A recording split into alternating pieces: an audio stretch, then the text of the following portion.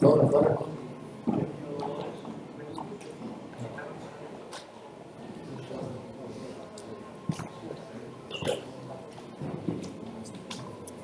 Και αυτό το streaming γιατί γίνει εδώ. Έχει ξεκινήσει το streaming.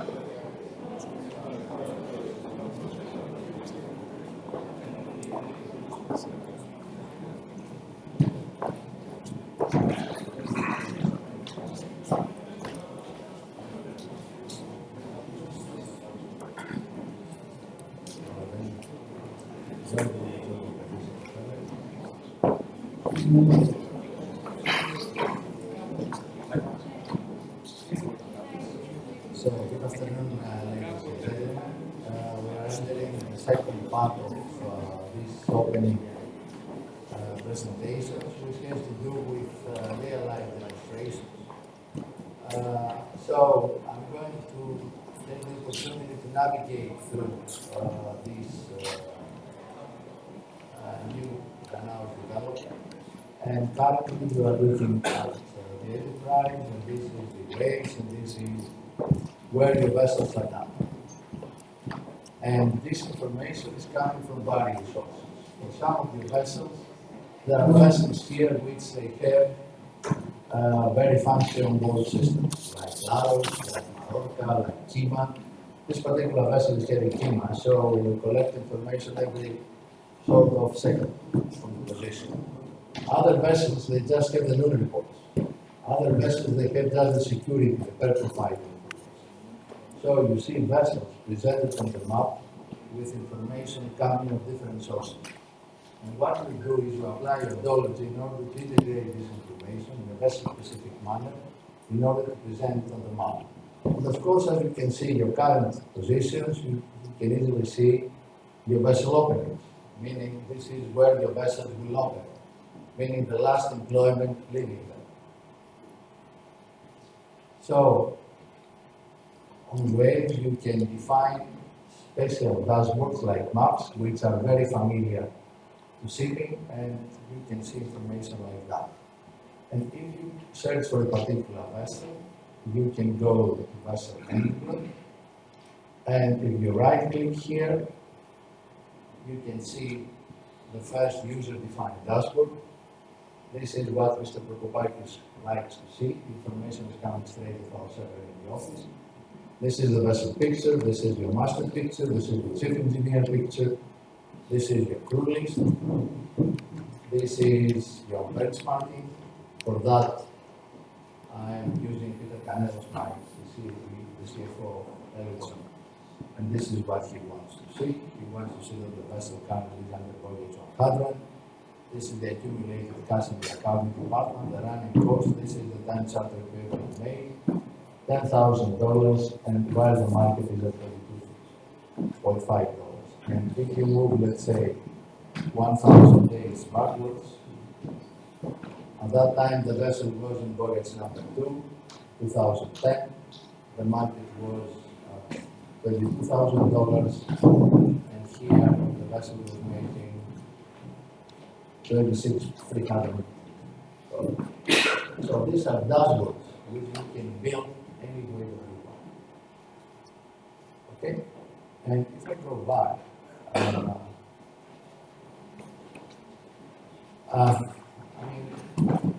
I will take you to another scenario now. Let's go to default zooming. I will take you to an investment scenario.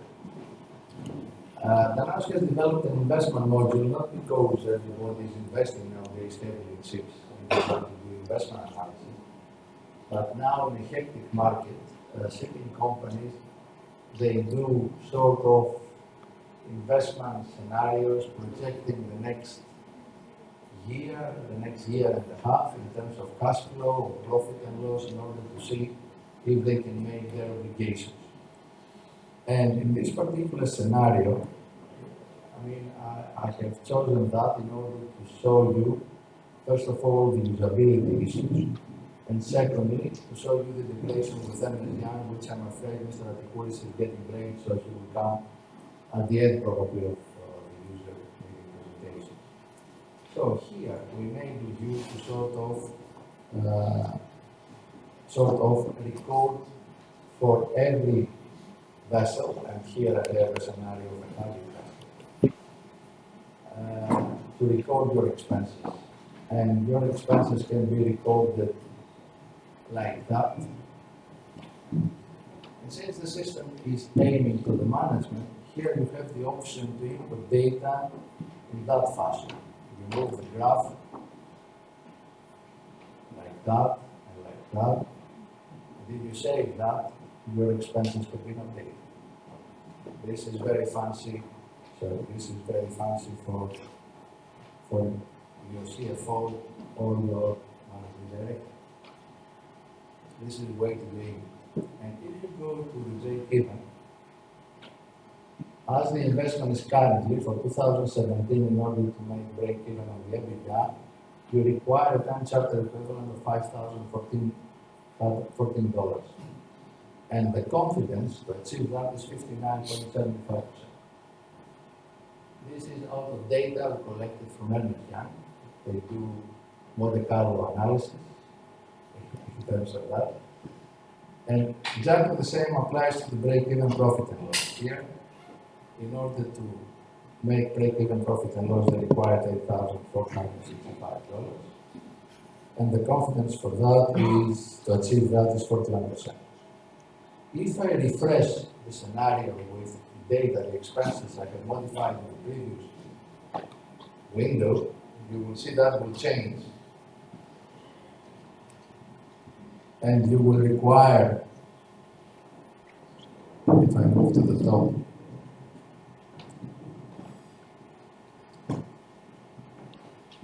if I move to the top, you will require, sorry, refresh.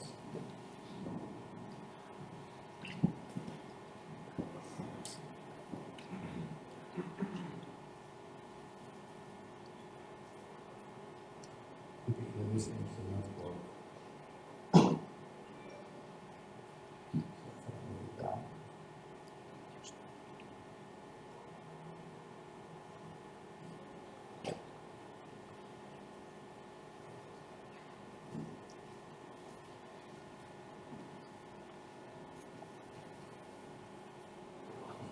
And if I go here and I refresh, you will see that the line will move probably down.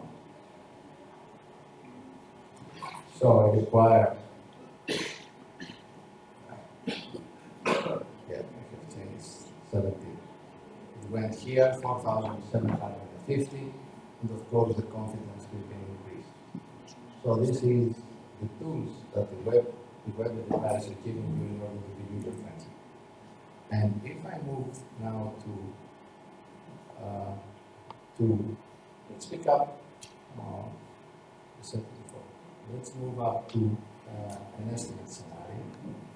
I have done a voyage estimate for you. And let's search for that scenario.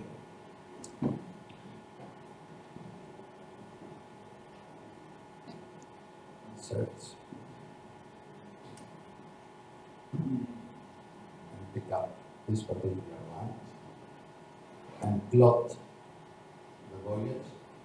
You will see that this is a voyage for a vessel like London from Rotterdam to New York. And the time charter equivalent is $6,636.82. If, let's say, I apply advanced optimization, route optimization, even at the estimate level, and I change it from quick estimate to minimum cost,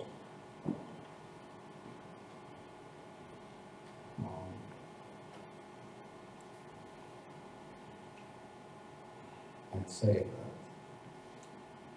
that, and plot the voyage again, you will see that the system will do route optimization, and that will increase your time charter equivalent from 6,636 to 7,413.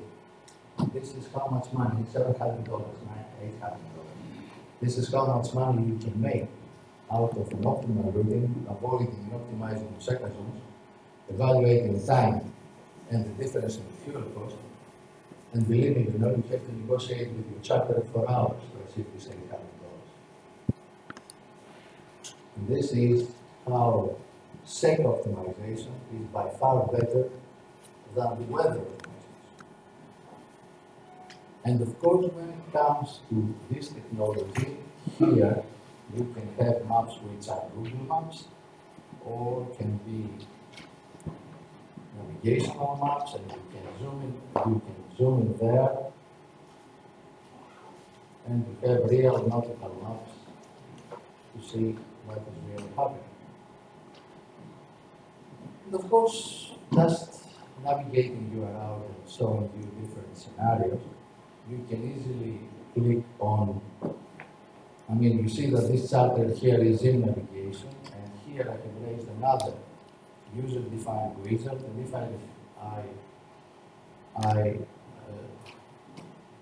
refresh this wizard, you will see that the Zim, this is the businesses you have done with Zim through the years in terms of money. This is how long it took them to pay your invoices. This is the account of Zim in the books, and this is the various businesses you have done with Zim in the past. So these are user-defined dashboards you can build on the fly by yourself. in order to have an understanding of what you intend to do. And of course, if I go back to the estimate, I think I have shown you enough of that. Let me show you a bit on devices. This is a typical Microsoft tablet, and its screen looks like that. You can log in this screen if you are under a Wi-Fi. And if I go under vessel management and I go under plant maintenance, I can get the vessel plan. This is all the jobs I have to do for this particular vessel. Now, this data is coming from the office. So I download the whole vessel plan.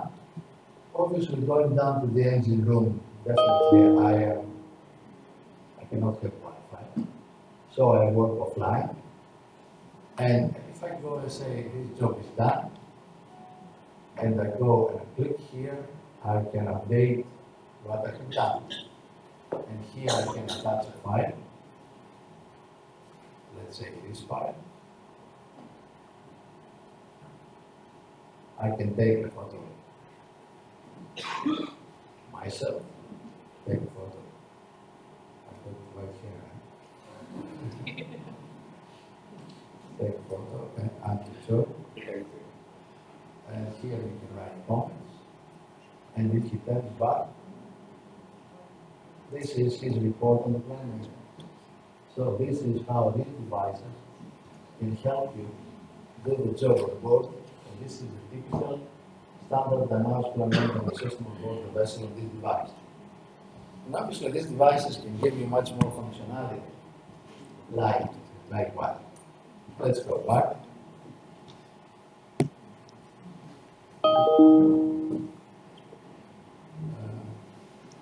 Okay, it went running hours. And go back. And if I turn to online, I can read. I can download the form, fill in the form electronically. And this is why we've chosen Microsoft technology for that. So you fill in your electronic form and the data will fly to the office. Sorry? Can you speak up a little bit? For those ones who watch from the internet, they cannot hear very well. Okay, I will try that. This is the form. At any time I can download information about the particular piece of equipment.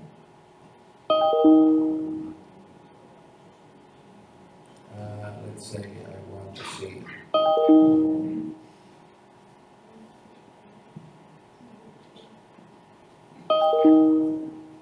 So these are the particular, this is the documentation associated with the job. This is the things you can do. And if I move one level back, you can go to my vessel.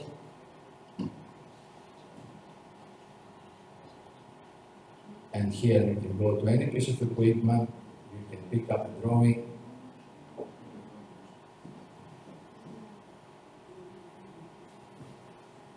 The drawing is coming from the vessel database server, and if you want to create a requisition for this particular item, you just click here, and the only thing you say is how much you have remaining on board through it, and what you require for. If you click OK, this is the way you create a requisition. This is the device.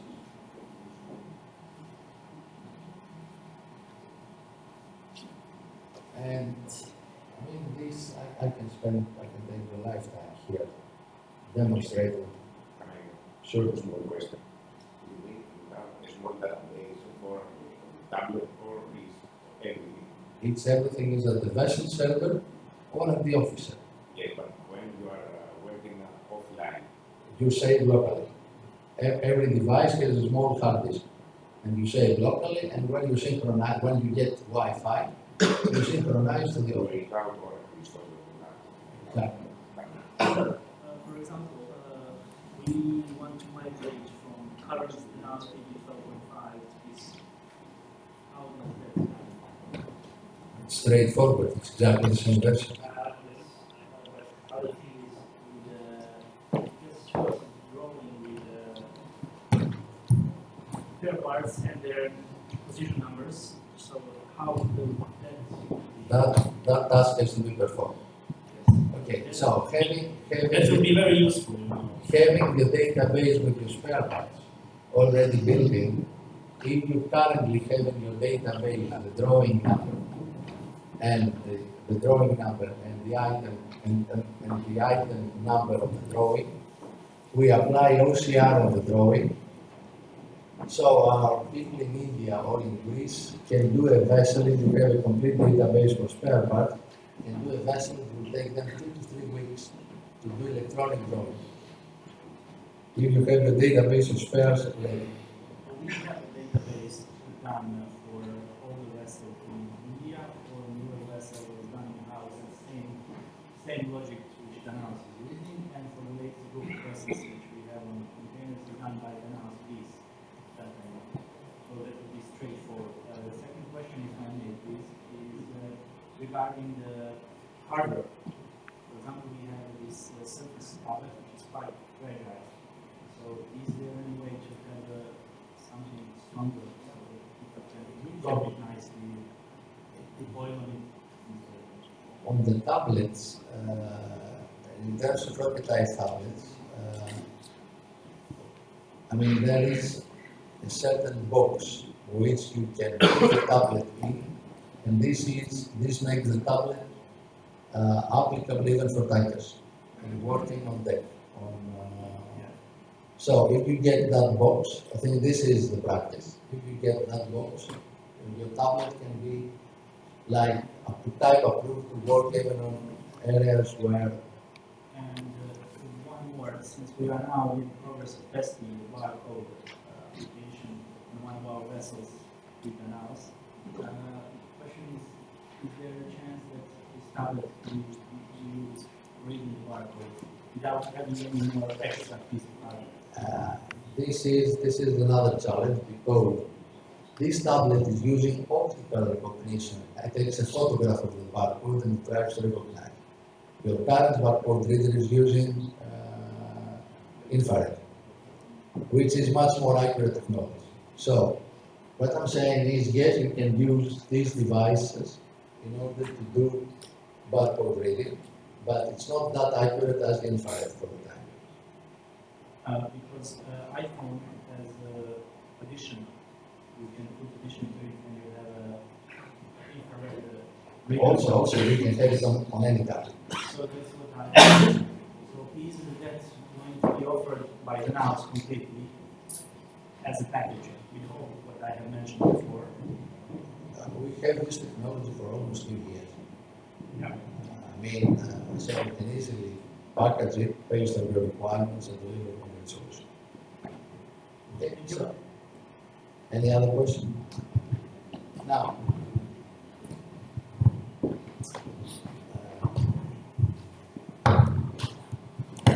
this is a similar exercise with an iPad, and this is how my iPad looks like. Let's say I'm the inspector, and I want to sort of go on board and start doing my inspections. I have this rotation to do. I have to go to Ice to Vessel Hope and one to Edinburgh to do the superintendent's inspection. And for the superintendent's inspection, this is the items I need to inspect.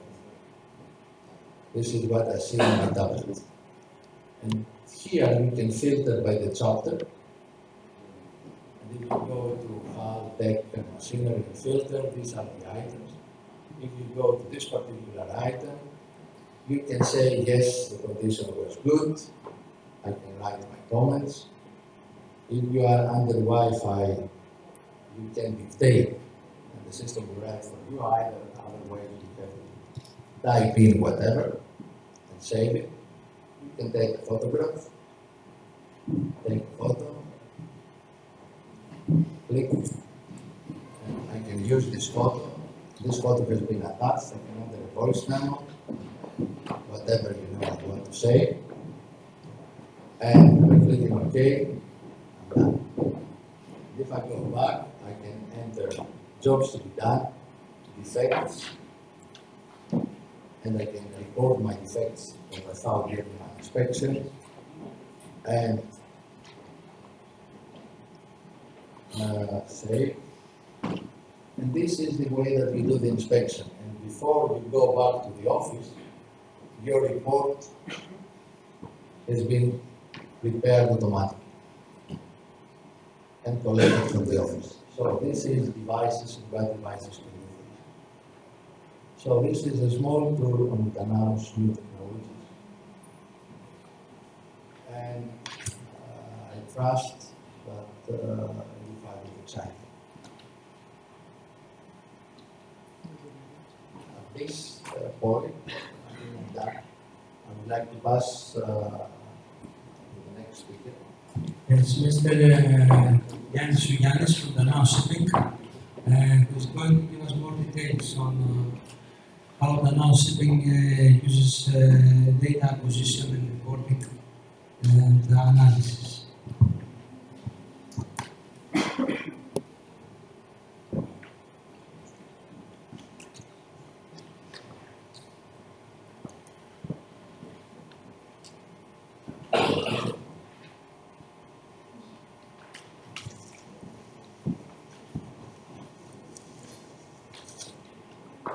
Okay, good afternoon, everyone. My name is Yannis. I am a member of the technical department of Danaos Shipping, holding the position of superintendent engineer and assistant of management. I'm here today to present you web's capabilities from the perspective of the end user. As we know, everyone today who deals with the daily monitoring of vessels' performance collects a huge amount of raw data. In that respect, this data, of course, there are many sources from where we take them, and it's extremely difficult to deal with them. It's very difficult to make a combination and get an end result, which can help us, assist us in the monitoring the work.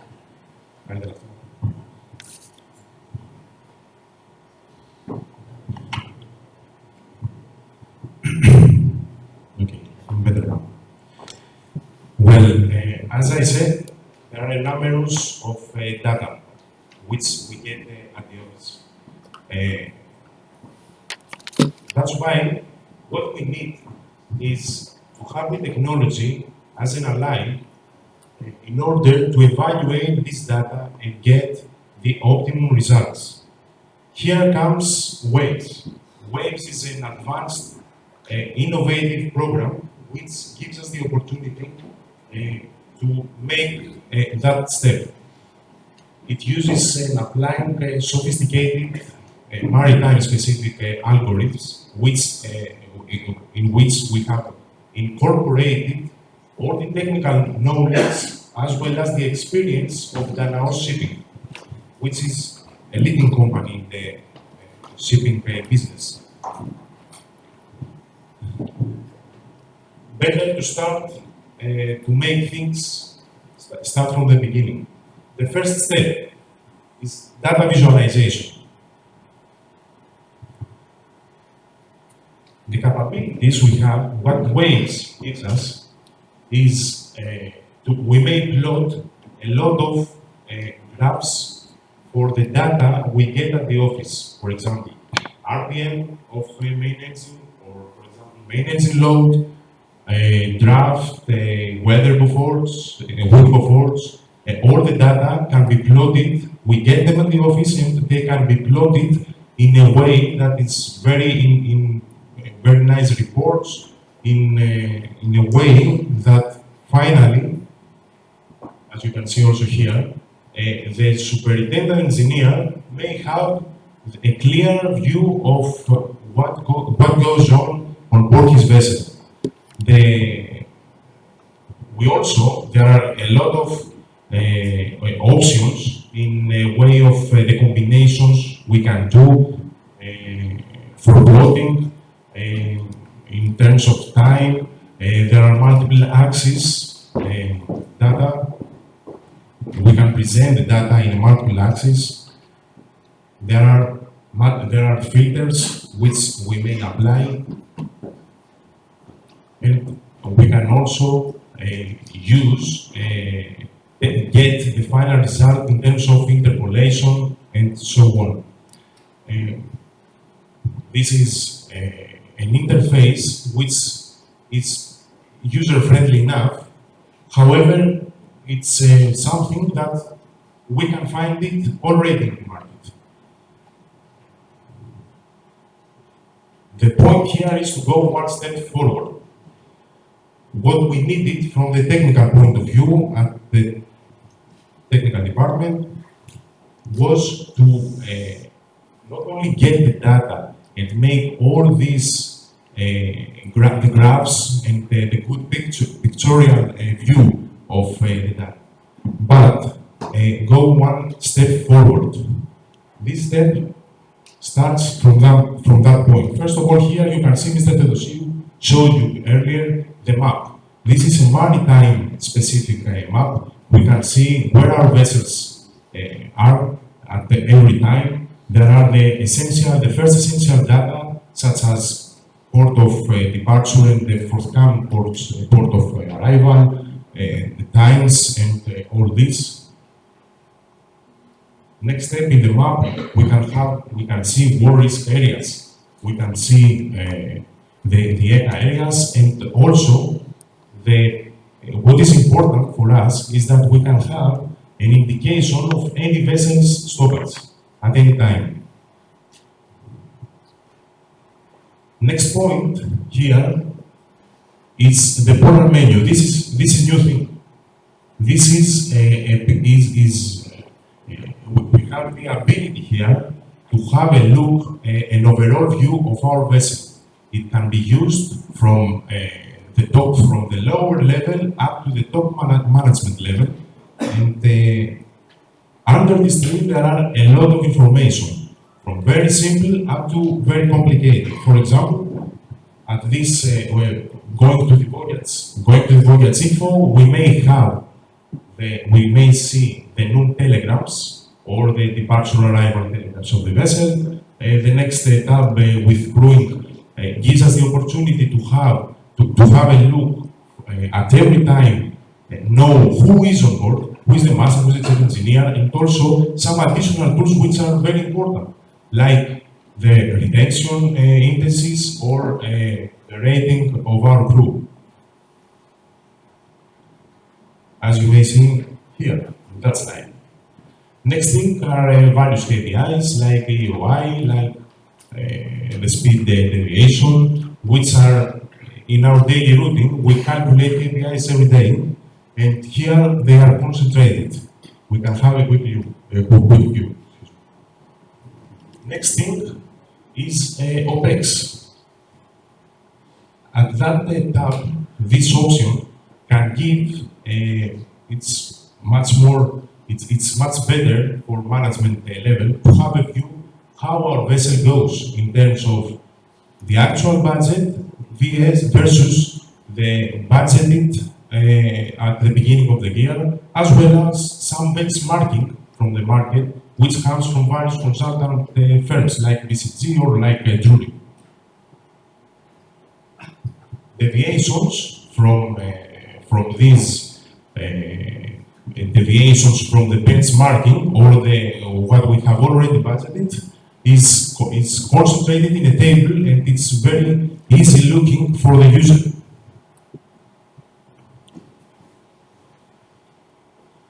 That was the first part. The second part, and in our opinion as users, the most important, which help us much more in our daily job, is the routings which are under the waves. I will navigate you through the next slides, showing with some examples, showing how these the routings we have the waves use makes us save time, a lot of devotion we need to put in the effort for evaluation of our vessels' performance, incorporating the advanced engineering knowledge which already our company has.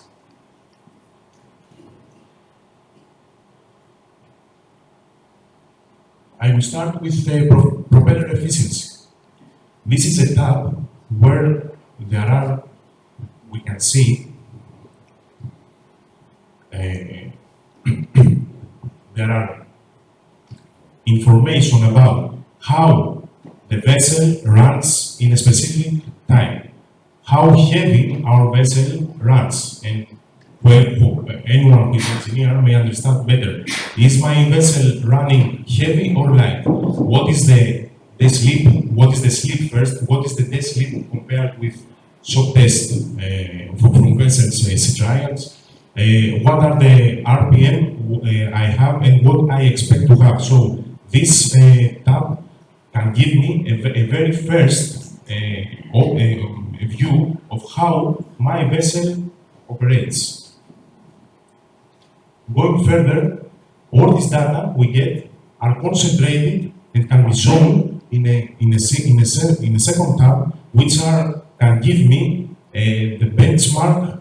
They are categorized as normal, heavy, dominant values, which are out of the limits, and also port stay, which of course affects the final values, can be also shown here. Here, the second photo is exactly the same with the first one. However, is in another way. We can see it in another way, in way of a pie. It's very easy in that way to have, for a specific period of time, we can have a clear view of what's going on. From the same report, we can have the data. We can export the data in an Excel file for further evaluation.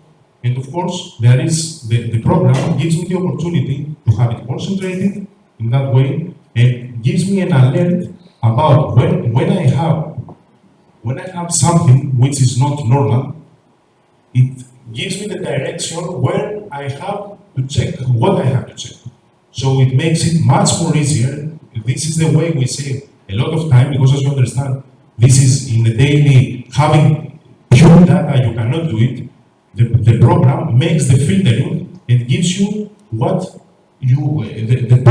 point where you expect to have something which is strange and needs further attention. The second one I would like to present you is the process, the routing of bunkering.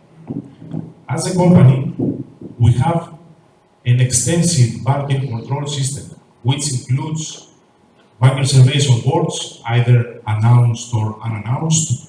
There are various technical issues like the calibration of flow meters and so on. The routing of waves, which incorporates the bunkering, is a part of this bunker control. We can, at any time, it gives us the opportunity to know what we have in the tanks, in the fuel tanks.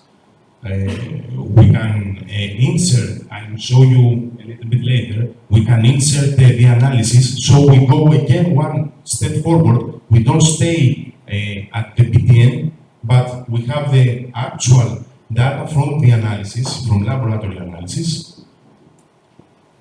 We can see, we can make online bunkering. This is a very, very good, it's an innovative point in a way of bunkering. We can see from the office what exactly exists inside vessels' tanks. We can detect deviations from the specification, the bunker we receive, if it is within the limits or not. And we can generate statistics about the suppliers, about the ports of supply, and so on. Yes. The product that we can have an actual quantity of our tanks regarding the fuel oil, diesel oil tanks, I suspect. Do we have an automatically heal and trip correction? Yes, of course.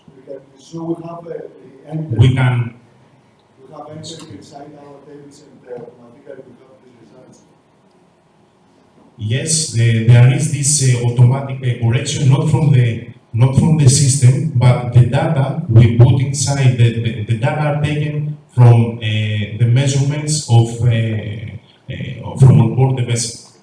We are online So we have with sensors on board. we have sensors on board which are always calibrated based on the hill and the trip. So what you say is covered from this in that way. Automatically we have a correct result. We have a correct result, actually. At that point, as I told you before, we can add a bunker analysis in order to avoid the problems with the BDLs. We know actually what we have on board. Here is a format of the analysis. It's a simple Excel file. Any laboratory may produce this file. We get it at the office, we upload in the waves, so we know exactly what we have in the tanks. Here is a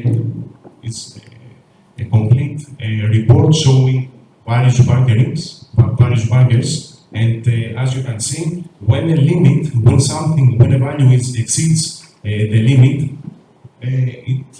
we have an alert, so we know if something is not as it should be. The next step, having all this information, we can have, here is the bunker experience factor. What is this? It's the difference between the remaining of the reported remaining on board and what our flow meters read on board the vessel, which of course the data of flow meter we get at the office. So at any time we have the difference, we know if something goes wrong on board the vessel. Maybe there is any leakage, any whatever. It can be identified from this report because having of this deviation as well. You can see that there is the BEF log, which is the same, but it compares not the log with the flow meters, but the log with log figures with flow meters, as well as the difference between log figures and log reported to the charters. So at any time, we know exactly what's going on board our vessels and the accuracy of what is reported.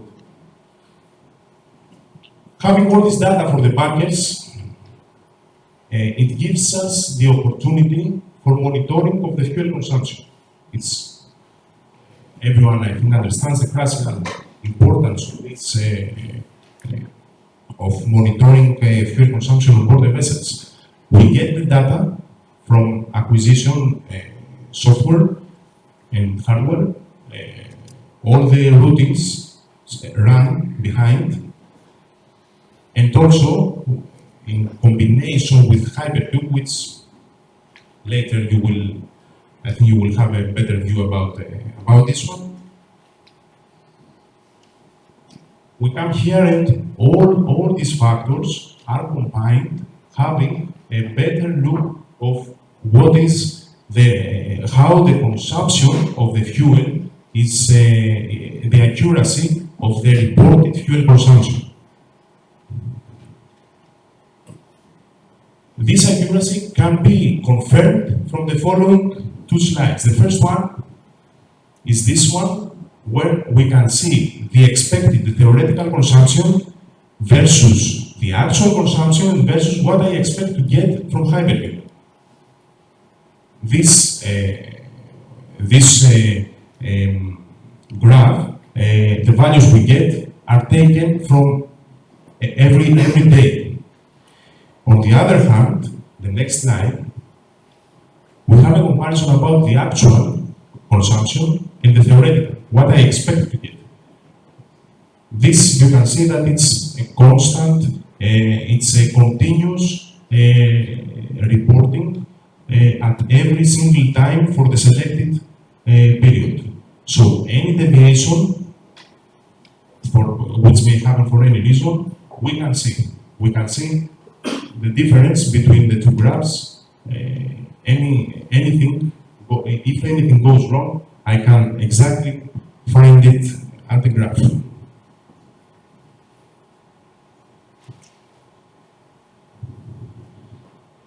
At that point, I would like to show you, this is a tab where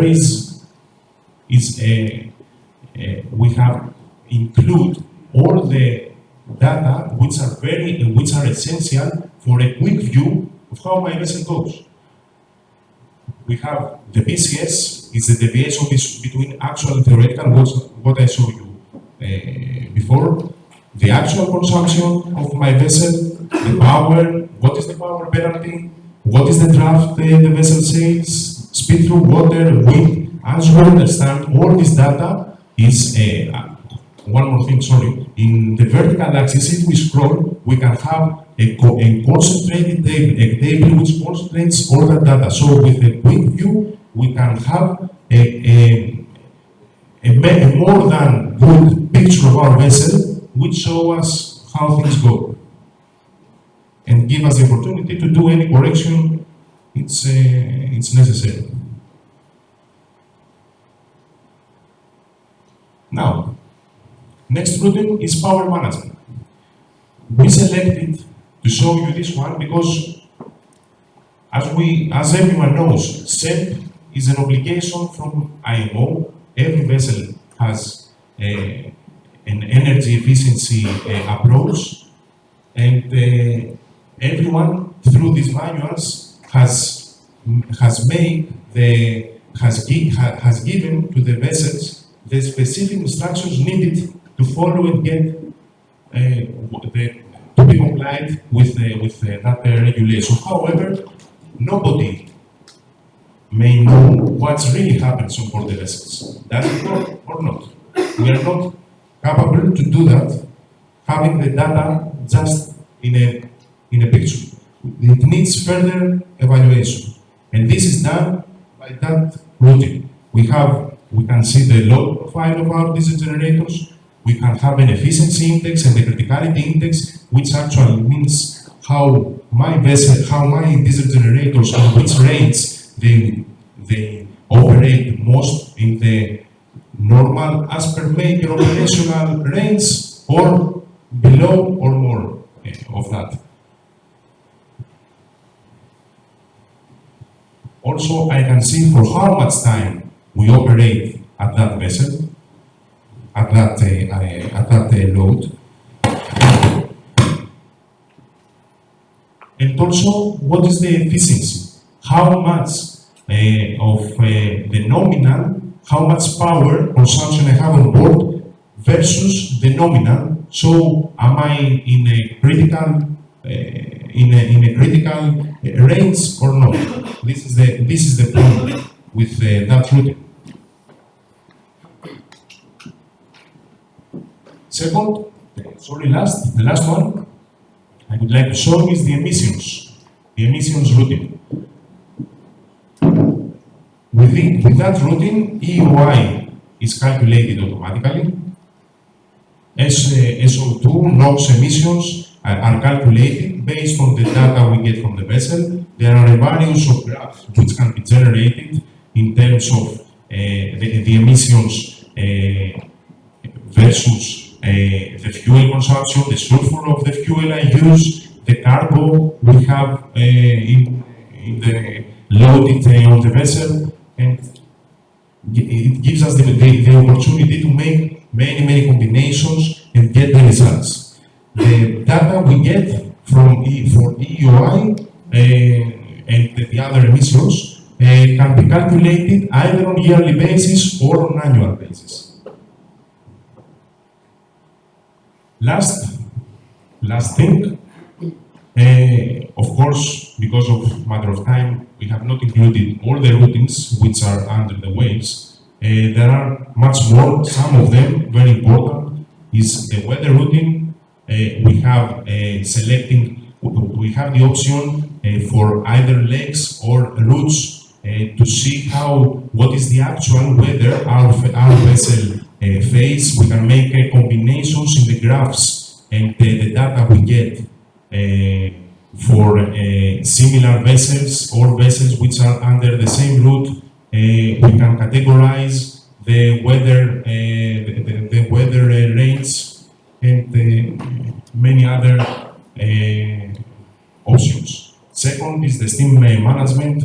We know we have at every time with the view what's going on about with the boiler consumption, the boiler operation in general, which is an important aspect. How many times start, stop. For the technical point of view, there are some points which are very important. Stopwatch routing, again, we know at every time, after sailing from its port, how many cargo is loaded on board the vessel, how many reefers, how many dangerous goods. The lasting forces applied, as well as the forces in my vessel. And also sludge routing, which give us the sludge production for the vessel, how many times the pump has started, how many hours has worked. Again, for the technical department, important info for the monitoring and the performance and the performance monitoring of our vessels. On top of all this, it's the control forum. We saw a lot of things, and there are much more.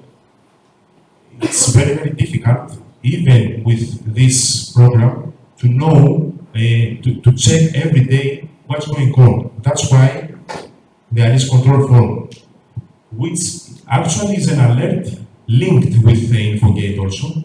We get this alert every day when we have a value which exceeds the limits. So we can be directed to what we have to check, making our job a little bit easier. This is all. Thank you very much for your attention.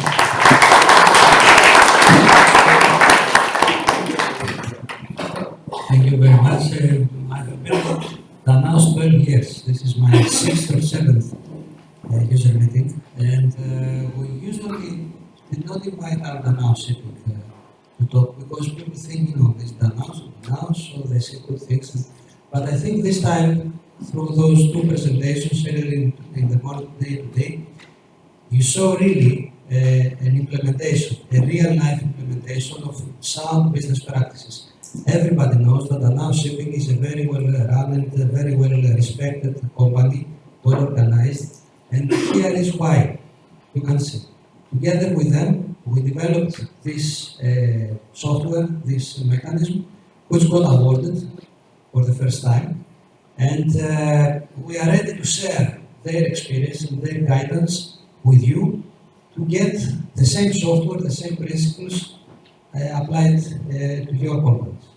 Now, our next speaker is Mr. Theodosopoulos from Propulsion Analytics, who is going to talk to us about performance monitoring analysis.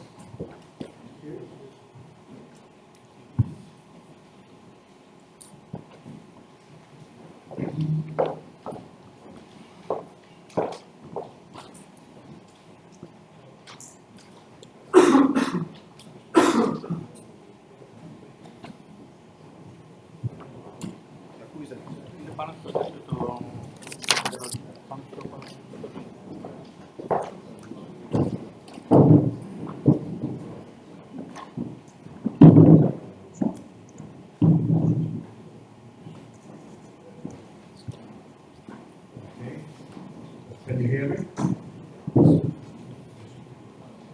Okay, so good afternoon from our side as well. My name is Panos Theodosopoulos. I'd like to, first of all, thank Danaos management and Danaos Shipping for having us as partners and present in today's presentation. So, the topic of my presentation is on engine performance monitoring. That's what our company focuses on. So,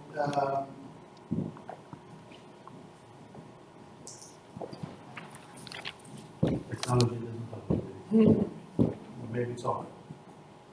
Yes, good. Thank you very much. Okay, so before I go into the subject itself, a little bit about ourselves. We're a relatively young company, about 3 years old, with a long legacy behind that, but nevertheless, we started recently on our commercial endeavor. We focus on engine performance monitoring. That's what we do, and we'll show you how we do it. Our target market is shipping companies, so we primarily target shipping companies, either directly by engaging with them and speaking with them, or through affiliate partnerships, and one of them is with Danaos Management, hence our presence here today. As I said, partnerships, a typical one is the one with Danaos Management, which gives us also the capability through the applications that we have seen, and we will show you as well, to engage into coupling engine with hull performance assessment, online shipboard data, etc., etc. So that, having said that about ourselves, as I said, we focus on performance improvement and in particular engine. As you know, during operation, one has a number of options for improving performance. One is the vessel operation itself. In other words, things like weather routing or team optimization, things that you do in order to optimize the vessel operation itself. Other improvements you can make is on the resistance side. So planning your hull cleaning in an optimal way, or indeed the new paints and coatings that have emerged and are very useful for reducing resistance. Another option is improving propulsion, so the flow around the propeller with improvements, even hardware interventions of the kind of newest ducts, etc. And last but not least, improving on the engine operation itself. So, as I said in the beginning, we are focused on that, and in fact we believe that irrespective of other initiatives that we take in the overall energy optimization initiative, one should definitely look into the engine, A, for reasons of improving performance, but certainly for performance monitoring, coupling it with condition-based maintenance, etc., etc. So the engine performance monitoring process, according to our view, consists of 3 essential steps. Step number 1, onboard data collection and eventually transfer of these data to the office. So that's the first and essential part. Sensors on board, collection, there are companies dedicated to that, and subsequent transfer of these data to the shore office.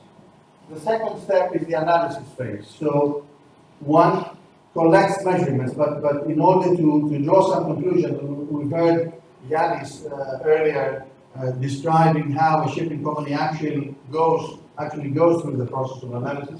So one pillar, if you like, of this phase is the measurements, as we said. The other pillar is the reference point. So one needs to have some sort of a reference in order to compare and draw some conclusions on the differences. The differences have been discussed and mentioned during the day. Mr. Prokopakis in the morning talked about penalty between how it operates and how it should operate. So this is a very essential part of the pattern. And indeed, it's the one that gives you the third step, which is closing the loop, the actual performance evaluation, diagnostics, prognostics, improvements on performance, and things like that. Now, from our perspective as a company, Propulsion Analytics aspires to be your partners across this journey. So we try to follow and help our customers across these steps, if you like. However, the main point where we start from and where our technology focuses and we capitalize from is the part of defining this reference point. So for the engine itself, you need to have some sort of a dynamic reference which gives you how the engine should behave under any conditions, under any operating conditions at that time.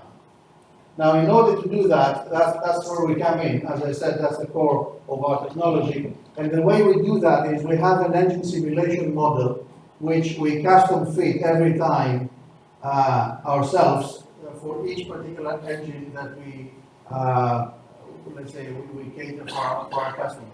So we generate a model for your engine at any time, and that gives you the capability of having a picture of how your engine would operate under any operating conditions and ambient conditions. The result of this is what we call engine hypercube. You've heard the term by Yanis earlier, and we'll see how this couples within waves.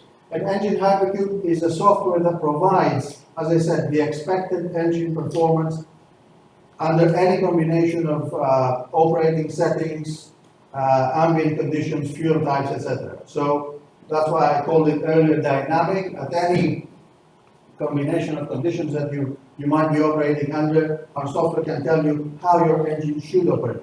And by that I mean what its fuel consumption should be, what power it should produce, what sort of maximum pressures you would have in the cylinder, etc., etc., etc. A number of performance parameters around the engine. So that closes back the picture where we started from. And you see that I've replaced now the reference point with engine hypercube. This is where we start from. Okay, now the way we deliver that to you is through a software that we have, obviously, that reads input from your measurements on board, either on board or in the office. That is your choice, the deployment type, and it allows you to monitor performance. One could start from a single noon and engine log room data set, so a light, if you like, daily sort of data set that you might have. A more complete, rich performance report type of data set, in which typically once or twice a month shipping companies collect a number of data related to the engine and in-cylinder measurements, etc. And last but not least, a continuous real-time streaming of data from sensors and measurements, practices that are starting to become very common. And indeed, this is what Danaos shipping, for instance, are doing more and more. I don't know whether I'm doing that, but it's a little bit spooky. Okay. Now, as I said, we adapt our software to your practices, so irrespective of how you monitor performance, we try to adapt. And indeed, we offer engine diagnostics, performance assessment, and a number of corrective actions you can take. Here you see a dashboard view of our software. So this is a summary of analyzing, if you like, a brief overview of analyzing your data set. It gives you per element indications of how things are going. It gives you a measurement quality index in terms of how good your measurements are, because indeed we model the whole system so we can detect measurement discrepancies versus engine faults. Or indeed you can have more detailed view. I'm not going to go through a demo of the software right now, but you can have deviations from healthy state on the instant for a number of parameters. You can have historical analysis. You can have a sister vessel comparison. And obviously, as I said, we give you an automated detailed diagnostic rule set that tells you exactly, based on the differences between expected and actual, we tell you exactly what might go wrong in terms of your measurements or engine faults that you might have and what corrective actions you can take. So this is where we stand. Now, if it was just that, there would be no reason for me to be here. The reason here is that we have actually gone through a strategic partnership with Danaos Management, so we have started coupling our software and our practices and know-how and expertise with their software. First instance of this is the Waves environment that we saw earlier from Yanis. And the second is the Danaos One platform that Dimitris mentioned this morning. So if I start from Waves, the example actually was given before by Yanis, so I'm not going to go through the details, but just to show you the concept that measurements are primarily fed into the Waves environment. As we saw, the Waves environment is an environment that allows you to have analysis through certain calculations, routine, events, trigger alarms. So what we heard just in the prior presentation. And now what we have done, we have, as a black box, if you like, within this environment, our software resides and gives, based on the feedback, on the input it receives, it gives you at any point the expected and the healthy engine performance parameters. So you can compare. We saw the example before, and this is indeed the same that I'm showing you here, of measuring and showing differences between fuel consumption. In this slide, you can see a number of parameters that are actually coming out of the hypercube prediction. The example we saw before also from Yanis in terms of analyzing fuel consumption, but for that matter, you could compare any other parameter, as I said, not only fuel consumption, but pressures within the cylinder, turbo RPM or whatever. So that's the first part. The second part is the fact that you might not be in the office, so the waves environment might not be the optimum way for you to see how your engine is performing. In that case, we use and leverage the mobility and any time, any place, any device concept of the Danaos platform. I'll give you a small demo of that in order to access the data. So if we go into the Danaos platform, this one, and we log in. Is that me?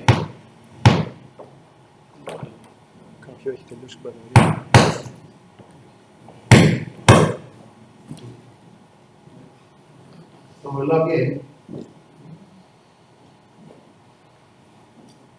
and we see that there's a propulsion dynamics demo for the sake of this presentation, but it'll show you and give you an idea of how the data is accessed. So we select a vessel, we select specific data. We know that we have input data in terms of performance report, let's say, so earlier this month. And then we select from a number of views that we have, and it's just 3 examples, there's more that we can build, to see how these data are analyzed and given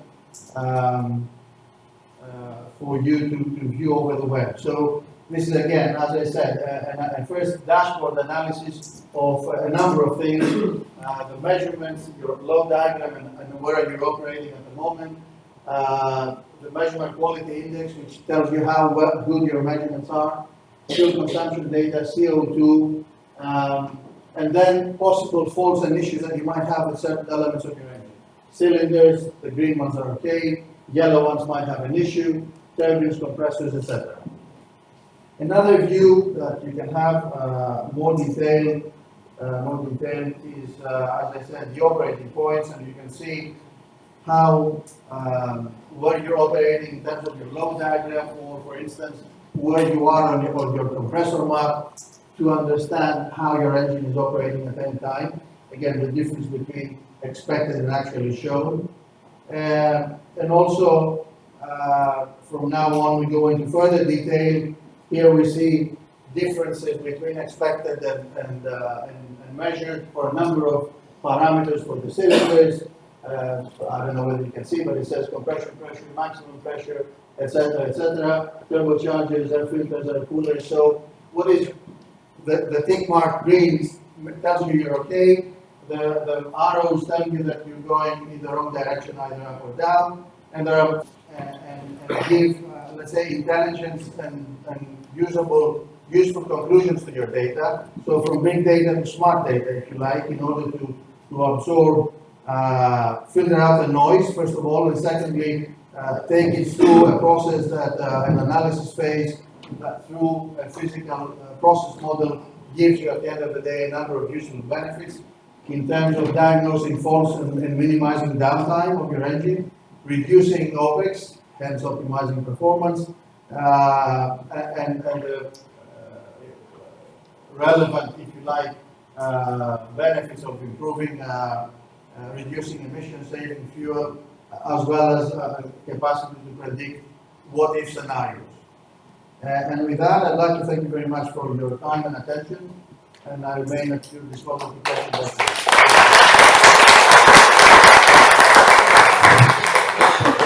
I'd like to make one comment here. You have seen on the demo. The data came from your system, the shipping company system. The method was a propulsion analytics system. And the platform got both of them, presented the results. So this is a very good example of what collaboration can do. Meaning somebody has the knowledge, also analytics, somebody has the data. So you can go to anywhere, submit the data, and get results.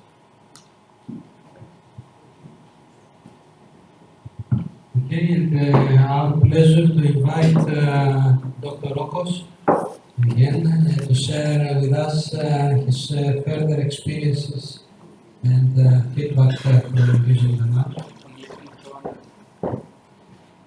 Thank you very much. So, yeah. So for me, this is the 5th time, I think, I speak in the users meeting. I'm very pleased. And I feel that Danaos enterprise and my feedback on the system, but finally I decided to say something completely different because I've been challenged by what I have seen today. So first of all, I would like to explain our view and our team, we were there with Danaos, worked together, why we felt that all these were necessary. And finally, who imposed us to follow this analysis? And I would say that the investors and the funds in shipping are not always bad. They have given us the opportunity, by their methods, to be more active and more precise to what we are doing. This setup you see now is not a traditional setup for the small Greek shipping companies, because in the small Greek shipping companies, all the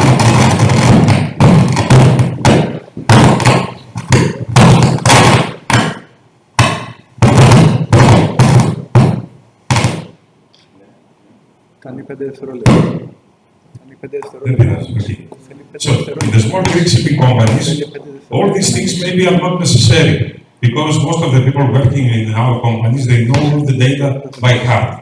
So this situation raised up when the funds, the investors, the stock listed companies came in shipping and asked us, the Greek owners, to follow the American standards.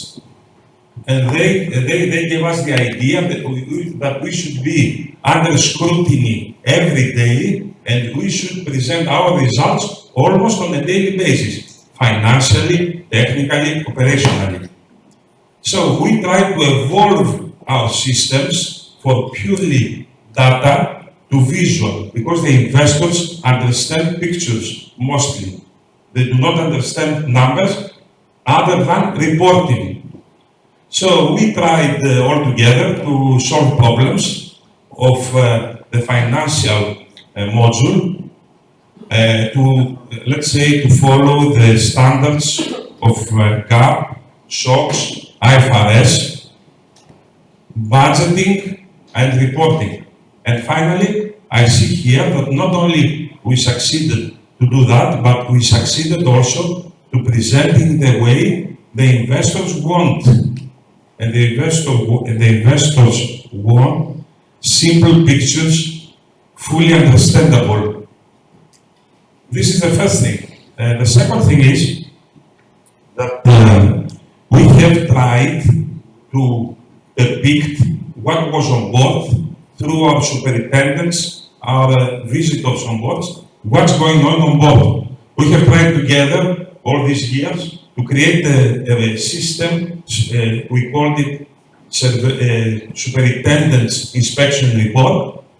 And because we needed pictures, we needed description and pictures to understand what is the situation on board.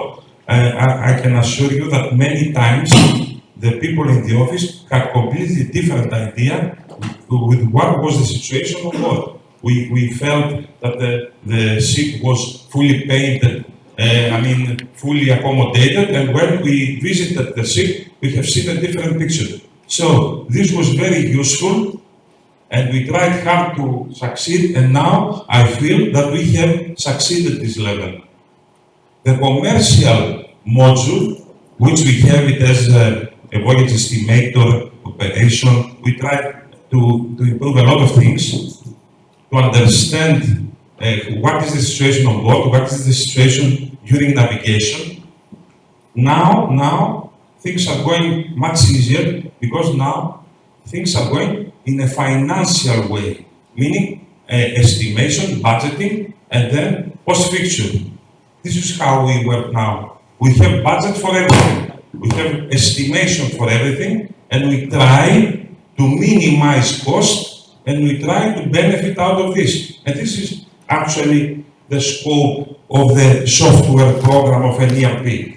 We try to get benefit out of it, not just to have a software in our ship or in the offices and see numbers and discuss about it. So I would say that from what I have seen, I'm very much satisfied. The only point is, and I will use my presentation to show you a couple of I don't know how this is moving. Here, to show you what is the you all know the Danaos Enterprise Forum scheme.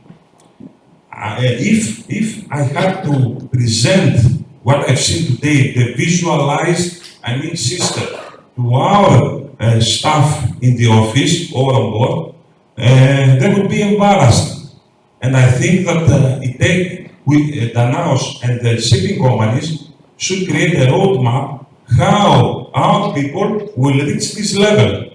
Because this level we have seen today is not obvious for our people. And we need time to evolve and improve the knowledge of our people in the offices and on board in order to utilize and understand the program. In my opinion, now we are going in big data systems, which are good to collect a lot of information, but I'm not sure that all this information can be used by our people properly. So, in my opinion, is needed something very important. All this data should be interpreted, as we have discussed before, in traffic lights, in flags, and in reporting, meaning to be something obvious, because from all this data we have in our system, our people cannot reckon the problematic number, the problematic figure. So, something which will be very helpful is to have, let's say, flags and traffic lights in order to identify immediately where is the problem. I would say that I'm very much enthusiastic from what I've seen. I'm very pleased, and I think that with this development, we will move very much forward, and we will compete also.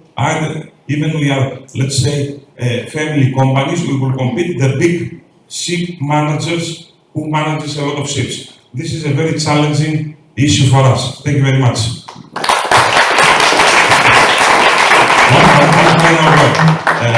I would say that among all the modules I've seen, I would like to repeat today, is the claims legal module.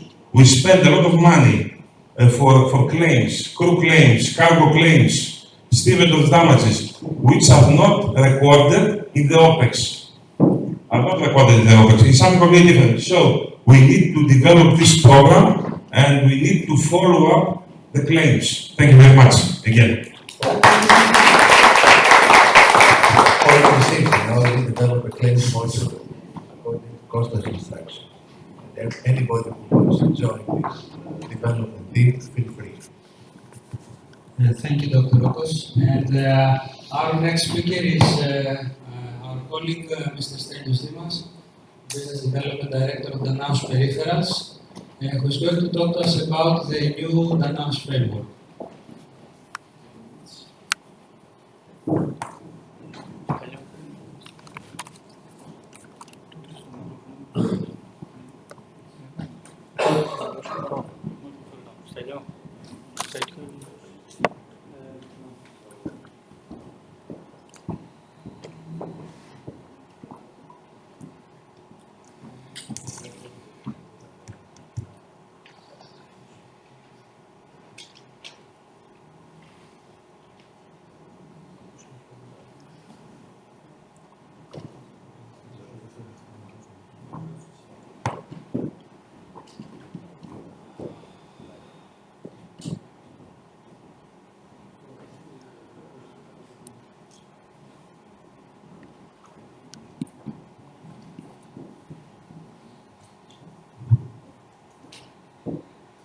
So, greetings, ladies and gentlemen. It's nice seeing you all again over here.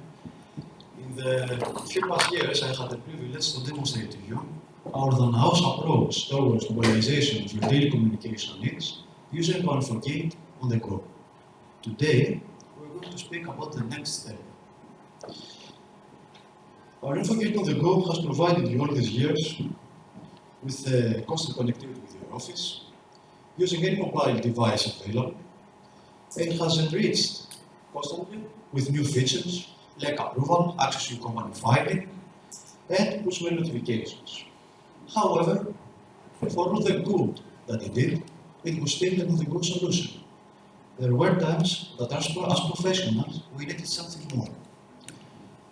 In the next years, the constant improvement of software and internet speed, plus the invasion of mobile technology in our lives that appeal to any level of professional, has made our need to have access to vital information fast from any place more crucial than ever. So we spoke about the next step. What is that? We're speaking about the web, of course. Our web Infogate specifically is your center of communication where you can access all your incoming, outgoing, and your office messages with any type that may be, either with email, fax, telex, SMS, or even documents that you can import from the system. And you can perform all the actions required for your daily tasks. And even link your messages with other Danaos applications. In our web Infocate over here that you see on the screen on your left, the first thing you can identify is a clean graphical user interface based on the global standards. And the first feeling you may have is that of familiarity. On your left, you can see your browsers, incoming or outgoing office menus. This is the place for you to access all your communication, and each one of you can create their own customized view. For example, you can distinguish and put all the messages from the vessel and click there directly without having to browse up and down as in other systems. In the center screen, you can see the messages, where it came from, if they have been read, if there is a matching, and there are some quick search filters have been added, where you can immediately see the ones that you may have skipped, or the ones that you have flagged as important for later use.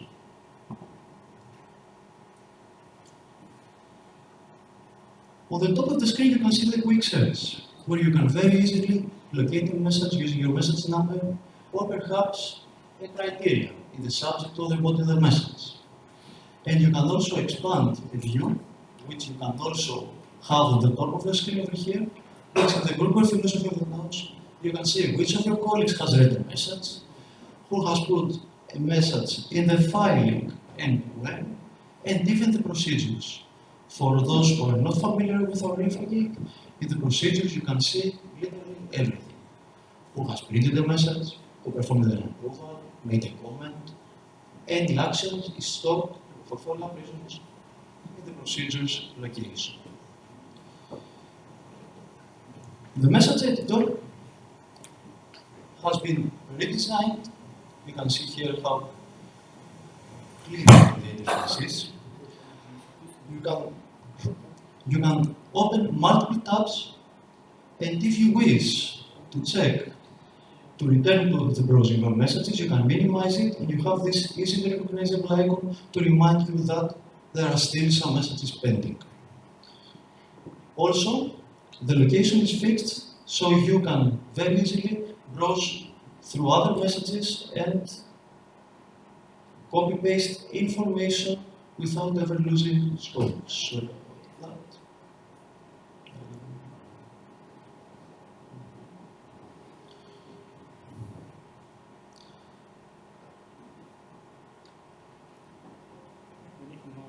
Some quick access features have been enabled in the new editor, where you can very easily drag and drop some attachments without having to download them and save them where they should upload them again. Common practices of old versions that you had to deal with. And one very interesting feature that we added in the latest version of InfoGate, the ones we are available on the web, is the messages, the browsers, the attachments viewer. Imagine that you have a browser that brings you messages that came from a vessel and has only attachments. You can very easily enable this feature and it will display only the attachments. Allow me to describe the messages, sorry about that part.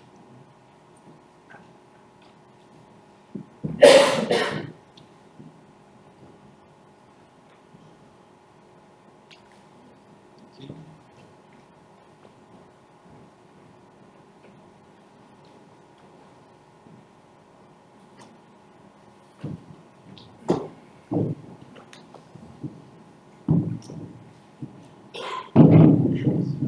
Network.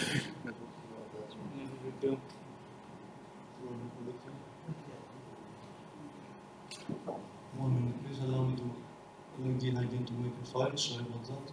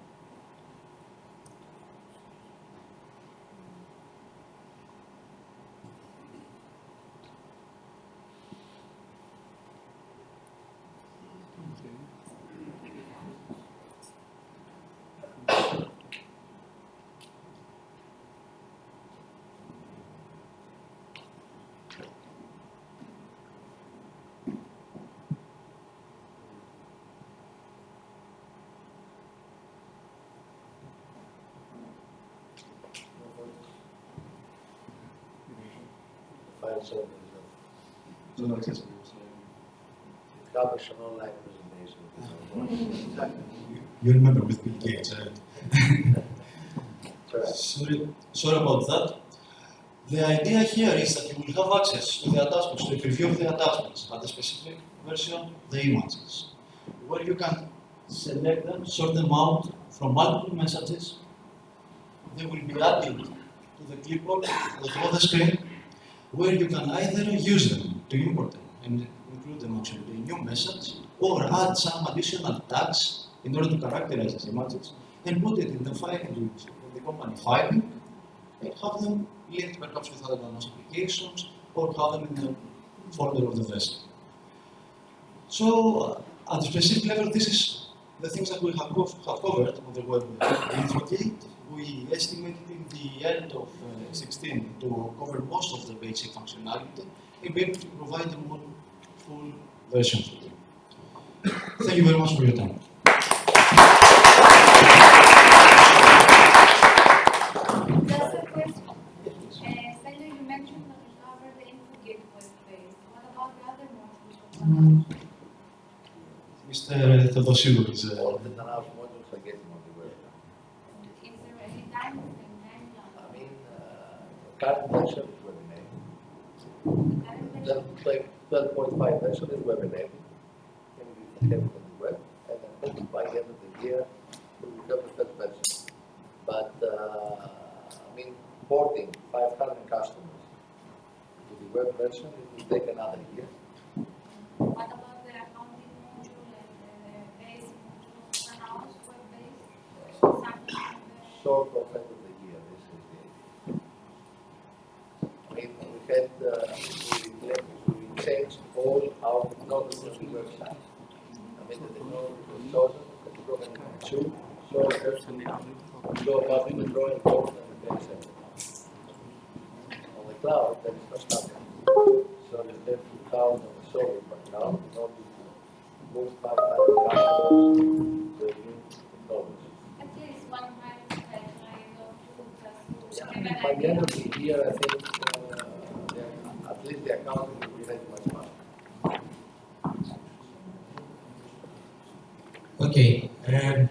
Our next speaker is Mr. Nicholas Theodorou, the Managing Director of the Greek office of Verifabia, one of our new partners that help us adjust our software to the new MRV regulation. Good afternoon, everyone. Thank you, Dr. Nomikos. Thank you. Thank you, Danaos, for having Verifabia Shipping, Hellas, today with you to talk about the European Union MRV regulation, what it is, clarify a couple of things because I've heard some very weird stories over the past couple of months, and questions and queries, and of course talk about what Verifabia Shipping is and what we do and all that. But before I begin, with a show of hands, how many of you have heard about MRV, European Union MRV? You see, that's not a lot. Question number 2, how many of you feel comfortable with the EU MRV regulation? What it is? What are the requirements? Is it good? Is it bad? Very good.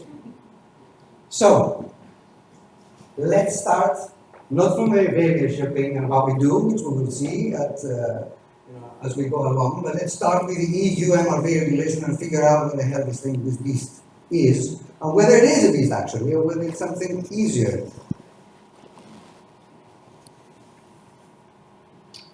The EU MRV regulation has a very fancy name. It's 2015-757 European regulation, 757, like the aircraft.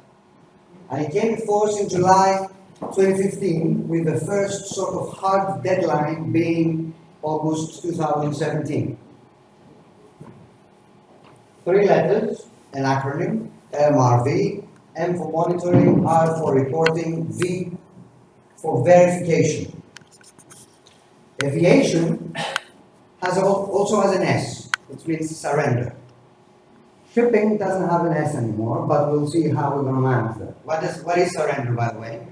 In aviation, not only they monitor, they review, and they verify the carbon emissions, but at the end of the day, basis the results, they need to offset them with carbon credits, what the European nations call CERs or EMUs in the European trading system. These are volatile, the price changes, and all that. So, going back, monitoring, reporting, and verification of fuel consumption, CO2 emissions, and transport work. So EU MRV wants to have some results, some meaningful results. It's not just collecting data. It applies to all ships exceeding 5,000 tons, regardless of their flag or country of ownership, calling at any EU port, effective January 2018. So 1st of January 2018, the clock starts ticking. And carrying cargo or passengers for commercial purposes. Now in the EU MRV, the devil's in the detail sometimes, and it has to do with that last little thing over there and how we estimate voyage. So let's go and see. Who's the accountable entity for the EU MRV?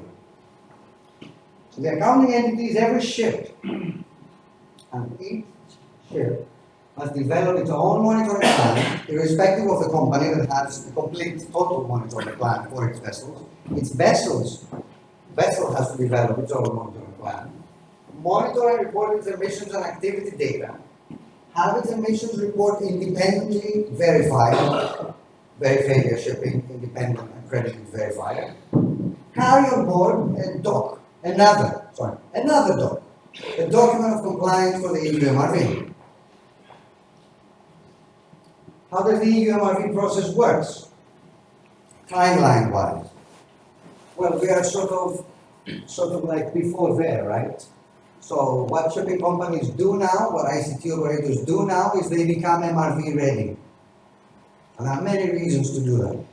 The first hard deadline is a fact. It's August 2017. By August 2017, each ship over 5,000 deadweight, carrying cargo, passengers for commercial purposes, blah, blah, blah, blah, blah, must have a document of compliance and start monitoring. Because in 2019, we will need to check what?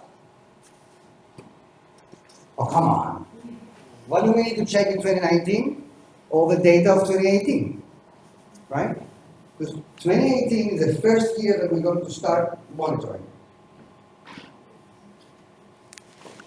Let's see some tricks about what an EU MRV voyage looks like and what it is. So let's take any vessel that sails from Shanghai, they stop to Singapore, they load cargo, and they go through the Suez Canal where they bunker, then they stop at Le Havre and they unload, and then it moves along and the whole charter is in Gothenburg. The question is, how many EU MRV reported journeys are there? Voyages. Well, according to the definitions that we talked about before, this is not an EU MRV voyage. It doesn't include any EU ports. So there you go. That's the easy way of, dropping it. Is this an EU MRV? Why? Because it's bunkering. We did not load or unload cargo and passengers for commercial purposes. So this is not a voyage. This is a voyage. From Singapore to Le Havre, this is your start and stop. This is what is to be reported under the EU MRV regulations. And then from Le Havre to Gothenburg. Okay? And then, of course, the vessel might actually decide to leave Gothenburg and go to the US for bunkering. Would that be a voyage or not? No, exactly. Thank you. What data must be monitored for its voyage? Fuel consumption at sea, pretty straightforward. Fuel consumption at berth, which is sort of important. Time at sea, distance sailed, cargo on board, transport work. This is where the money is, transport work. The EU is interested in calculating transport work. Currently we have nothing, no data. Only theoretical models, people in universities. We speak with people from UCL, University College London, from the University of London. We do all that. All these are approximations. I mean, the model is quite difficult. The variables are just too many. We want to have some actual stuff to work with. And energy efficiency parameter. Emission sources to consider. Main engines, auxiliary engines, boilers, gas turbines, inner gas generators. How will emissions be calculated? Well, the EU is offering 4 methods of calculating and delivering this data. Collecting, first of all, managing and delivering this data. I'll spare you some time and actually tell you that method D, and perhaps you can help us with it, is not particularly a method, it's more of like a wish. It's uber fully automated. We're talking about sensors in the exhausts that can calculate both concentration and volume. We're talking about the future. So let's concentrate on methods A, B, and C. Each letter is sort of an upgrade to the previously circle. So method A is like as simple as it gets. It's our business as usual. It's what we do. It's what we've always done. We just need to monitor it in a very precise and punctual and dedicated way. Method B differs from method 1. How? It's this little word there, periodic. And in all honesty, if I had copied word for word what method B is from the regulation, it would actually say daily, which we are currently arguing on the European Union level because it doesn't make any sense to have daily soundings, especially when you travel. It has to do with how cold the sea is, what are the temperatures, if there are waves, blah, blah, blah, blah, blah. Let's call method B an upgrade of method A. A slight upgrade. And then you have method C where you have the flow meters, systems start coming in. Okay?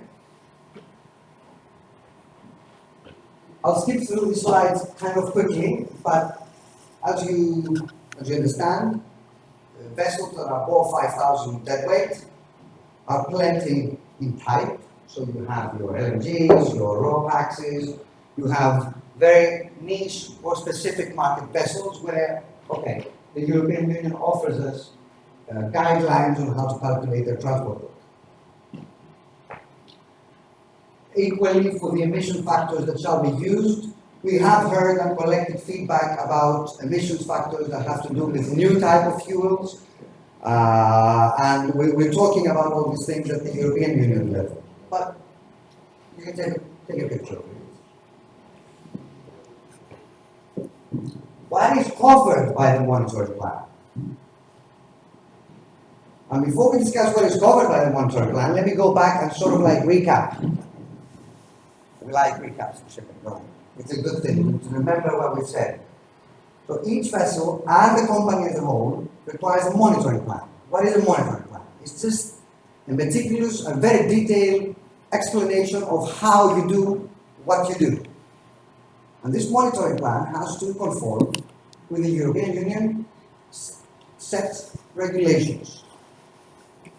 This monitoring plan is the way towards your MRV ready or actual MRV certificate, which will be requested from the vessel effective the 1st of January 2019 once they arrive at the port. The port will require the certificate, and the monitoring plan must cover the identification of the ship, description of emission sources, description of procedure for monitoring voyages in this particular manner that the EU wants us to monitor voyages, methodology for data gaps, procedures for quality control, description of data flows, and identification of responsibilities. Now that's a very new slide.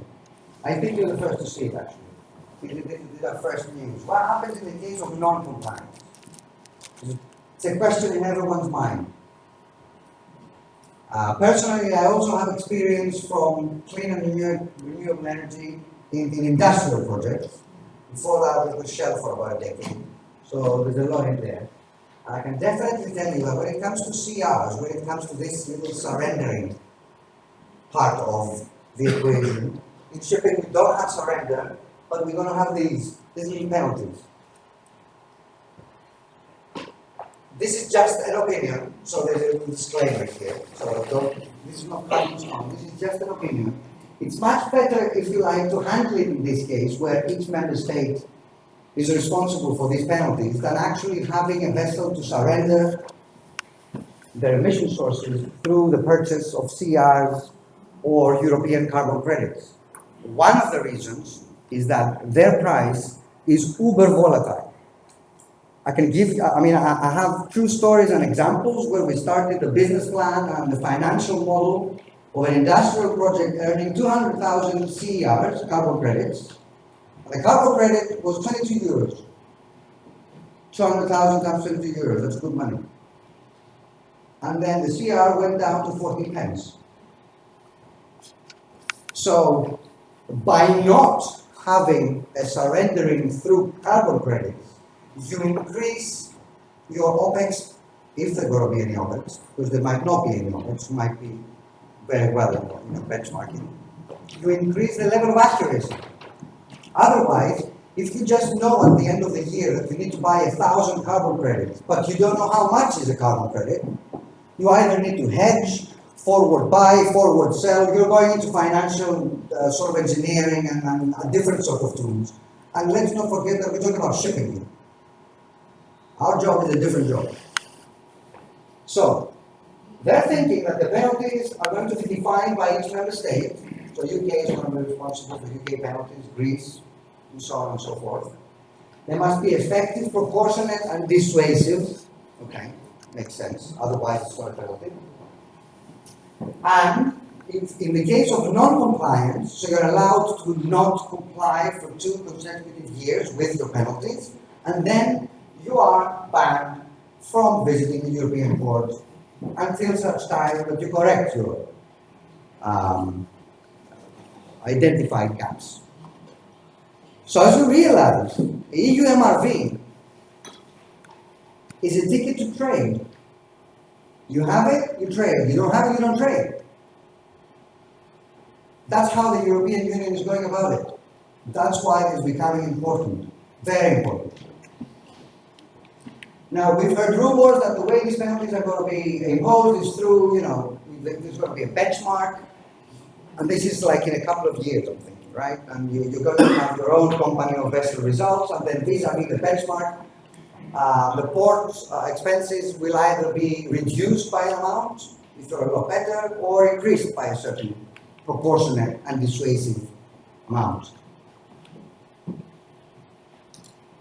How can you become MRV ready? And then there's another question: why become MRV ready? And we're going to answer both. So the EU MRV roadmap, as I said, as I started, the first sort of like hard deadline is August 2017, which is in 14 months from now, from today. And in August 2017, all vessels and companies must have the approved monitoring plan submitted and reviewed again, so that 1st of January 2019, you can start monitoring. So 2018 is the first official year there. And then once 2018 is over, the data will be transferred to the verifiers. The verifiers will verify that everything's in order. They will pass on the data to the European Union. It will take a couple of months, and by June 2019, you will have your first official EU MRV certificate issued to the company on the vessel. Its duration will be a little bit over 1 year, sort of like our car insurance, so that it will give you some more time until you update your certificate, because your certificates are going to be issued every year. So the deadline for aviation, for example, is the 31st of March of each year. The deadline for shipping is going to be the 31st of April of each year. And each year we're going to be going through the same process over and over again.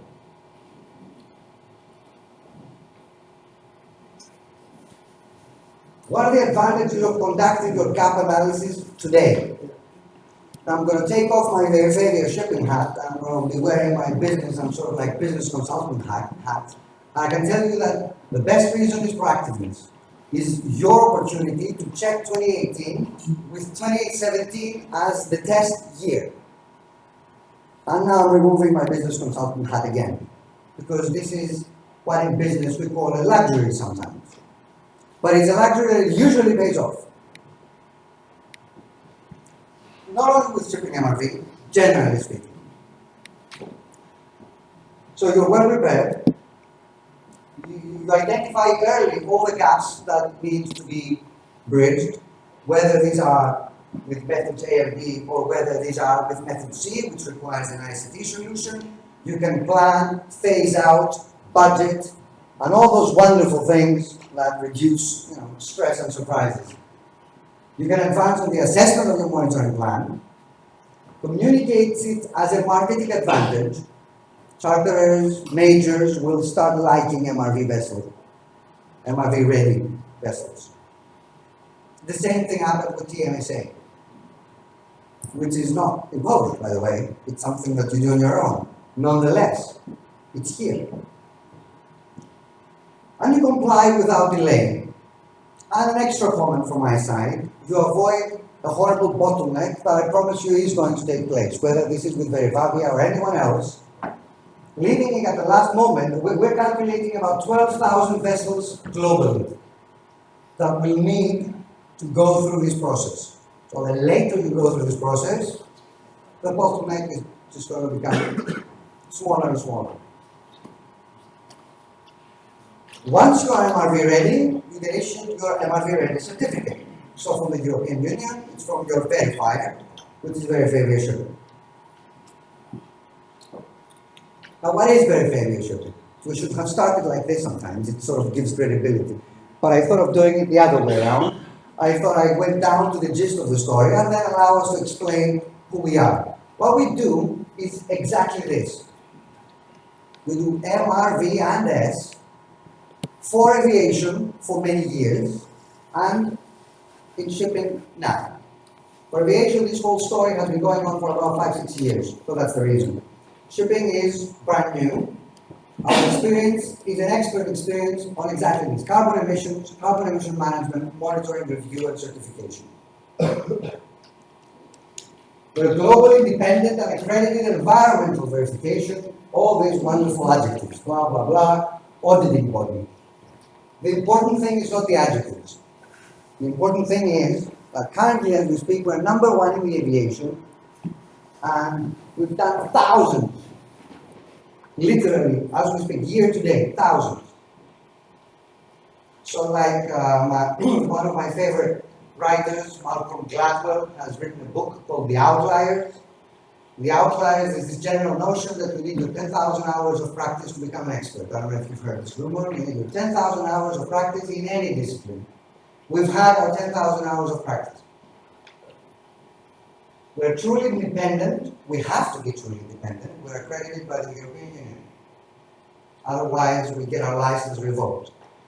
We're flexible and efficient because we work virtually. We are now establishing ourselves in Greece with a small hub. That's the intention. We will nonetheless maintain our virtual, sort of lean structure. We already have our UCAS verification for aviation. We are going to be amongst the first to be accredited in January. As we speak, no one is accredited for shipping. But we are going to be amongst the first in January 2017. There, that is the last blue dot. I won't bore you with the delegated and implementing acts of the European Union. What I want you to know is that we do appreciate your feedback. Because things that you guys are on the ground, ladies and gentlemen, you know what happens. What might prove to be a bottleneck, a complication, a hurdle. You tell us these things, we communicate these things to the European Union. Hopefully we can, we lobby, we gather momentum, some things we can fine tune. And these are the services we have. Of course, we've talked about all these. Regulatory information, pre-verification, carbon emissions, and system certification. Part of our remit is to be able to certify ICT solutions that are going to apply to method C from the methods that you saw before, method A, B, C, D. So ICT solutions primarily apply to method C, and I've heard Dr. Rocco saying the same thing. Shipping is now moving towards this direction as well. As we are as humans with those little mobile phones that can do anything pretty much. So whether we are humans, airplanes, ships, and from what I read today, trucks, because the EU is now pushing for regulation regarding road transport. You're going to go through the direction where things are being automated, human errors are being minimized, but of course the human eye and acumen is there to do all the final checks that require experience.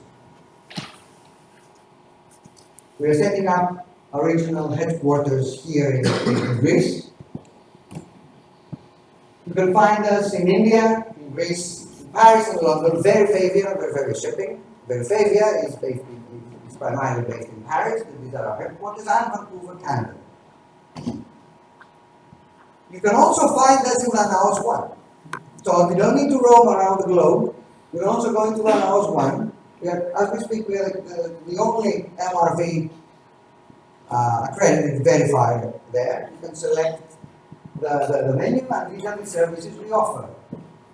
The services we offer basically is 2, 3, 4, and 5, and perhaps 6 and 7, or whatever is not there. Number 1 is what I just told you before. We can talk about it. Should you have feedback, please give us the feedback. And the reason I'm saying this is because there's been a lot of negative feedback about EU MRV. And I get it. We understand why. But currently, as we speak, we have nothing. We don't have any data. I know that the argument better than nothing doesn't work, especially for people like us, that we strive for excellence. I'm gay. No, it doesn't work. Better than nothing is not enough. But there is also another saying that goes along the lines of every beginning needs a start. And this is how we start. And IMO is, as we've been reading, sort of like following step. The European Union is us, is the Albion. We have much more vigor in imposing regulations traditionally in Europe, whether that's the Northern Europe or the Southern Europe. And with this in mind, I would like to thank you very much. Whatever questions you have, we can discuss, we can answer, and troubleshoot and brainstorm. Thank you for having us. Thank you.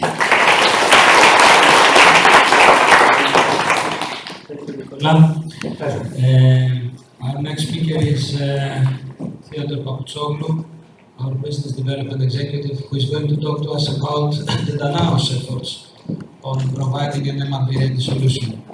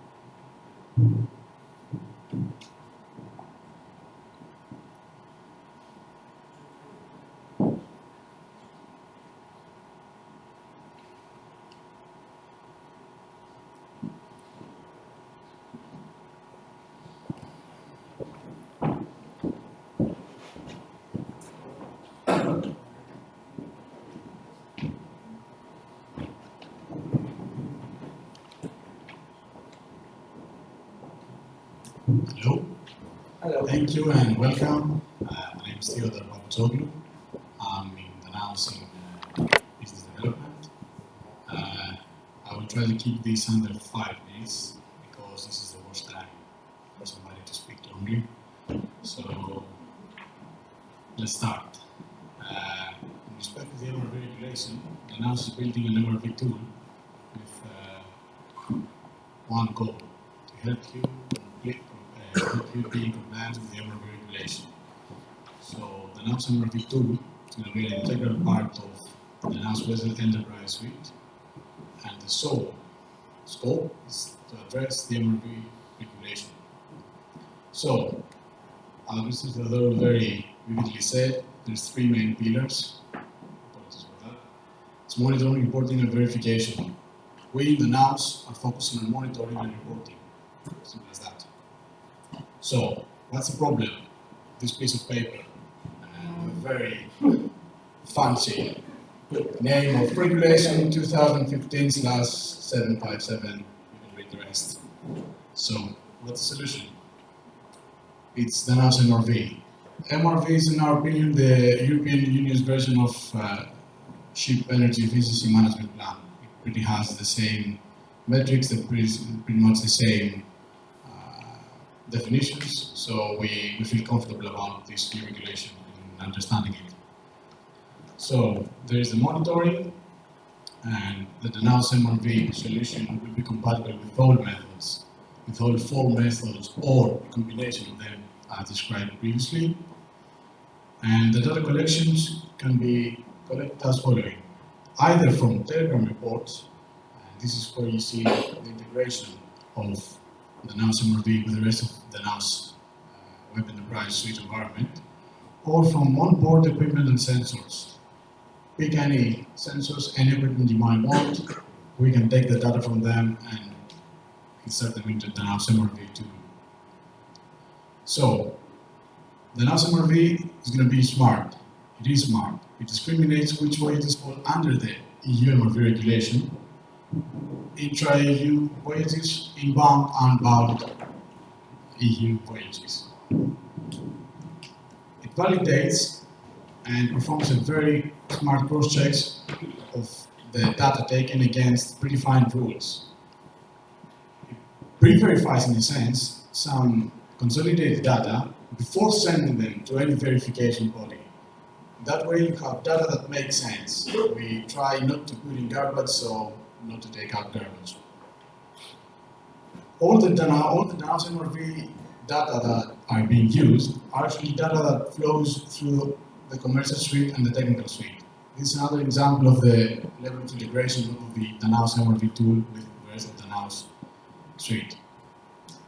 And the Danaos MRV tool is going to have integrated into it, implement all the different templates, all the different monitoring templates that are applicable for any type of vessel. We do not have these monitoring plans yet, as we expect the Implementation Act to come the following days. Once we have the Implementation Act, the exact monitoring plans, we will integrate them into the Danaos MRV tool, so we don't have to do any donkey work, meaning in inserting data in a specific way. Moving from monitoring to reporting now. This is an example of reporting. This is taken from our SEM module, the Danaos SEM module. The Danaos SEM module is going to be the engine behind the Danaos MRV module. So we take the emissions reports that are produced automatically in electronic form, as mandated by regulation, and you have a monitoring plan filled with the data that is there for you to review. So you don't have to do, again, any work in consolidating data and putting them together. Here you see some examples of advanced reporting of emissions. What you can do here is, because you have the visualized reporting results, you can do some pattern identification. You can do some cross checks. You can have a big and you can have an overview of your results. Template. This is a crucial part. The templates are aligned to each verifier's reporting requirements. That means that if verifier is working with way A and they want to see data reported to them in a way A, so they can do their job fast, efficiently, and most of all cost effectively, we can align the reporting to their standards. This can be done not only for verifier, but for all the verification bodies that eventually will show up. Meaning that you have minimum time and the minimum due diligence on behalf of the user. Here the user, verifier is the verification body, so we try to align them together, these two parts, to align them together in order to have the minimum effect on your day-to-day business. Verification. We don't do verification. We just provide you the tool, the MRV tool. In this way, everybody is independent as the regulation mandates. So the Danaos serves the verification process by what means? By integrating any applicable monitoring plan in the Danaos MRV tool, by validating data, and this way you minimize any discrepancies that you might discover a year or more after you have done a specific voyage. You link the user and the verifier, same level, and you may be using Danaos One functionalities in order to communicate data safely and privately between user and verifier. What that does mean is the following: that you take your reports from Danaos MRV, you communicate them through the Danaos One platform, the verifier runs his diagnostics, runs his tests, verifies successfully at the end of the day that your emission data, that your report is accurately, and it's okay to be verified, it's okay to be transmitted to the European Union authorities, and all these back and forth communications happening through the Danaos One. So, in a sense, the Danaos MRV tool goes a bit further, allowing for vessel efficiency performance monitoring, because it's a bit of efficiency performance MRV tool, minimizing the regulatory compliance workload, and mostly minimizing non-compliance risks by keeping you by housekeeping your reports. You protect your commercial sensitive data that might be disclosed due to the reporting requirement. What does that mean? It means that because you have aggregated reporting results and you report them directly to the verifier in a consolidated way, you do not give anyone a look at a specific voyage that might disclose some sensitive data. And of course, what you do is you ensure the accuracy of the data reported to European authorities.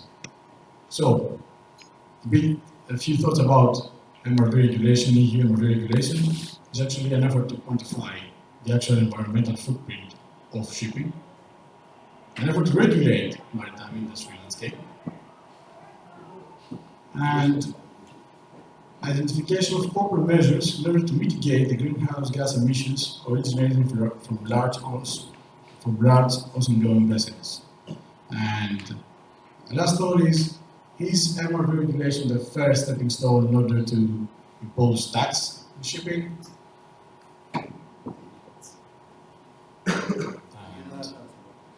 Something I found really, interesting is that someone said EU MRV regulation is a very technical and environmental savvy way to spell taxation. So, under 5 minutes, I think. Thank you for your time.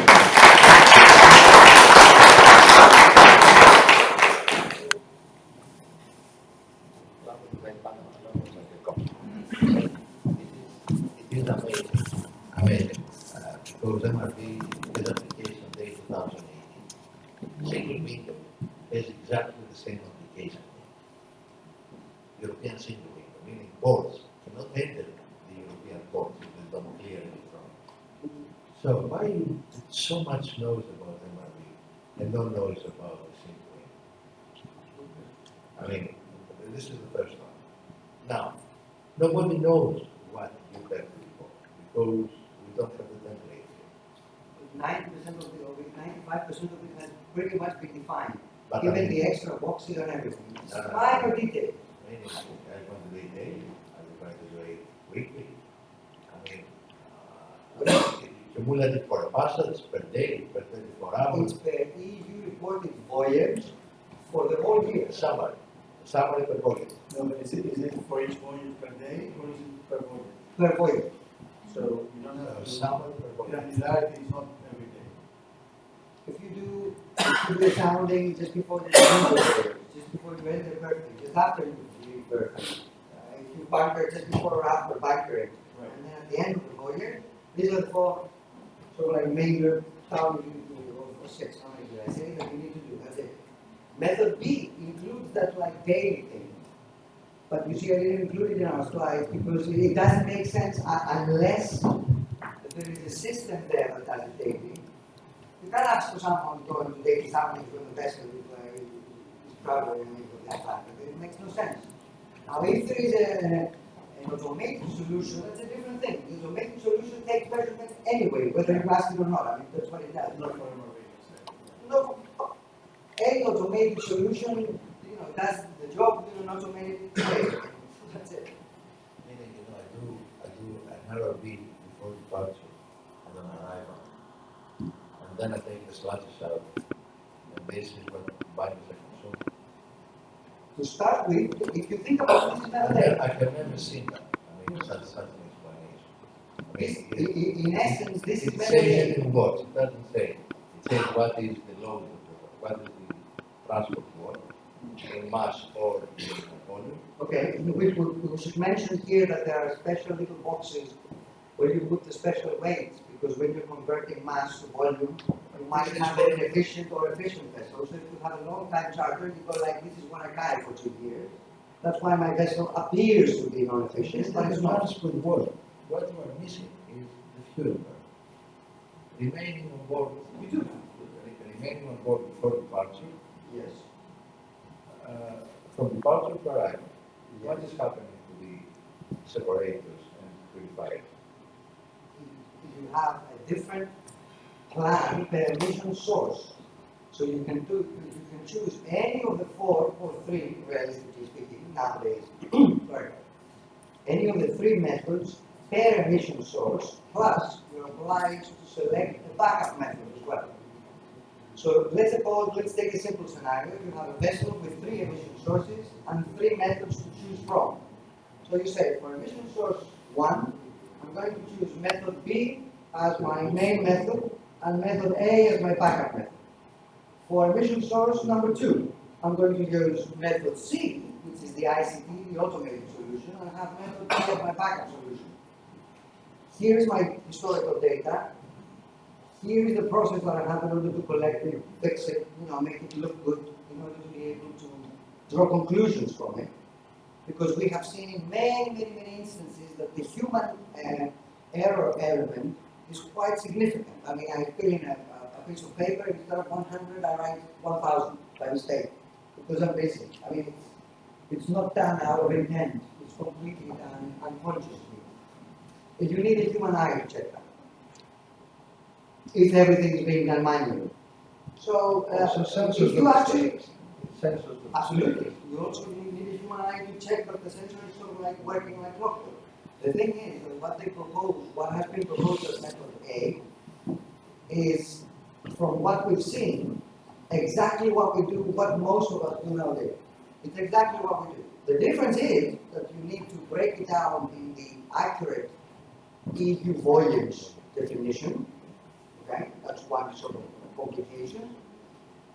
And you need to streamline the way this is being reported and which is the source and is being manipulated. For example, we have seen noon reports that are being received nonetheless, consolidated once per month. Why? Why don't you log your new noon report even if you do it manually with an Excel? Why don't you do it on a daily basis? Why don't you do it every 3 days? Why do you do it monthly? Why do you need to log something manually 29 days after it has happened? What's your control of it? So, for example, what you can say in this case is, continue as you do, log it every day. Ask someone, ask Nicola to go to the system, put a number there, have a real feeling of the number, like 1,000. Oops, can't be 1,000. There's a mistake here. But if I call you up a month later asking you, why did you insert 1,000 a month ago? So, in reality, EU MRV, when it comes to method A, specifically to method A, I would use the metaphor of let's say, a very good spring cleaning. Because we all do things, but our office piles up. And then come February or March or whenever you do it, if you do it, or you do some spring cleaning of the stuff you already do, but you do it in a more efficient way. And then for the next 4 or 5 months, your office is great. Everything works like clockwork until you close it. So EU MRV wants to put everything in a structured way, start collecting data from a business, purely a business perspective. And I can see it, I can look at it from the eyes of a finance manager. It will give you wonderful KPIs, I think, eventually. And eventually is not at the end of time. Eventually it's going to be within the next couple of years. You will have very good company-specific KPIs for how you manage your own vessels and how the vessels compare vis-a-vis one another. Let alone the fact, that you can compare to the rest of the fleet over 5,000 tons. Wait, it's a start of the discussion. It is a start. Start of the beginning. So it's a long discussion Thank you over for the that. next years, and Danaos is certainly getting ready for it. Absolutely. Of course, Verifavia and many other players. Any other questions to the panel?